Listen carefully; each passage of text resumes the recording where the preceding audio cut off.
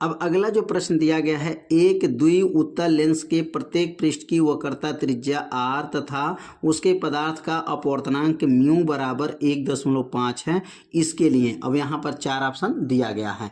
तो यहाँ पर जब द्विउत्तल लेंस की बात कहा गया है तो द्विउत्तल लेंस में आपको याद रखिएगा, पहला जो वक्रता त्रिज्या होता है वह धनात्मक होता है और दूसरा जो वक्रता त्रिज्या होता है वह सदैव ऋणात्मक होता है। तो r1 बराबर r हो जाएगा और r2 बराबर -r हो जाएगा।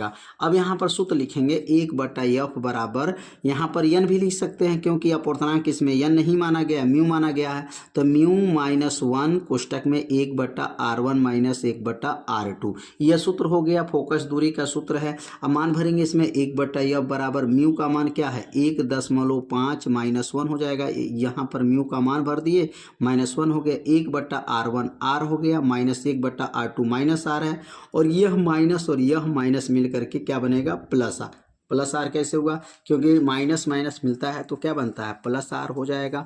अब यहाँ पर इसमें से घटा देंगे, 1.5 में से 1 घट जाएगा तो 0.5 हो गया। अब यहाँ पर माइनस माइनस जब प्लस हो गया था तब इसको जोड़ेंगे, 1 और 1 जोड़िए क्या बनेगा 2 हो जाएगा, और यहाँ पर हर बराबर है आर आर नीचे आर हो जाएगा।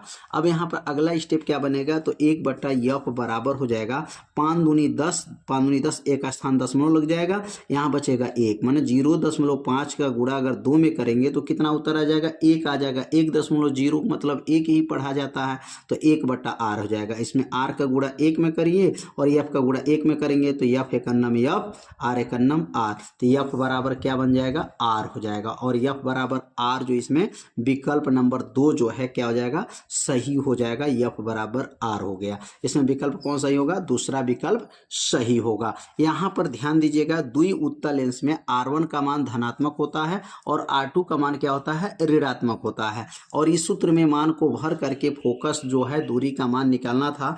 f बराबर जो है r आया हुआ है, तो इसका मतलब विकल्प नंबर इसमें क्या हो जाएगा सही जो है 2 हो जाएगा। तो ये प्रश्न आप लोगों को अच्छे से समझ में आ गया होगा। तो अब सीखेंगे अगला प्रश्न।